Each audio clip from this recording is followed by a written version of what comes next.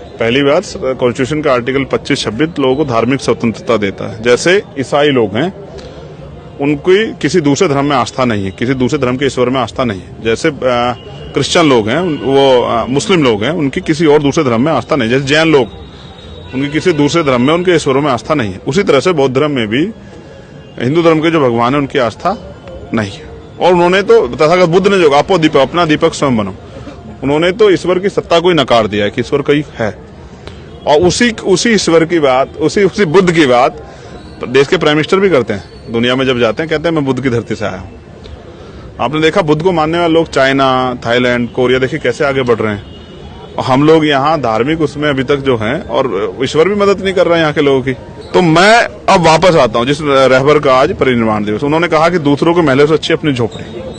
पहली बार राजेंद्र पाल जी को ने अच्छा काम किया, नहीं वो लगातार कर रहे हैं। मैं कह रहा हूँ ये पहला उनका और सार्थक कदम है जिसको पूरी दुनिया में सराहा गया। मैं भी उनकी सराहना करता हूँ, उन्होंने बहुत अच्छा कदम उठाया।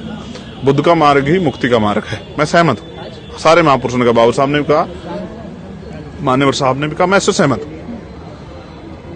साहब तो कहते थे कि मैं अकेला काशीराम लेके बुद्ध धर्म क्या करेगा, मैं तो करोड़ों लोग साथ लूंगा। और उन्होंने संकल्प भी किया कि बाबा साहब अम्बेडकर की 50वीं बौद्ध धर्म की दीक्षा की 50वीं वर्षगांठ पे, यानी कि 14 अक्टूबर 2006 को मैं बौद्ध धर्म की दीक्षा करोड़ों लोगों के साथ लूंगा।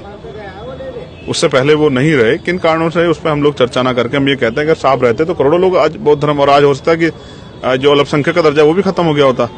तो राजेंद्र पाल जी ने, जबकि वो विपरीत दूसरी पार्टी में, उनका धन्यवाद देता हूँ कि उन्होंने ऐतिहासिक कदम उठाया। उसका खामियाजा उनको मंत्री पद गवा के इस्तीफा नहीं है। उनके जो लीडर है उन्होंने कहा होगा कि आप हमारी पार्टी में रह के अपना काम करोगे तो आपको यहाँ छोड़ना पड़ेगा, तो वो उन्होंने बेचारे छोड़। बड़ी वजह क्या लग रही है? मैं समझता हूँ कि यहाँ मानवता और जो हमारे महापुरुषों का रास्ता, उस पर चलने की कीमत चुकानी पड़ती है।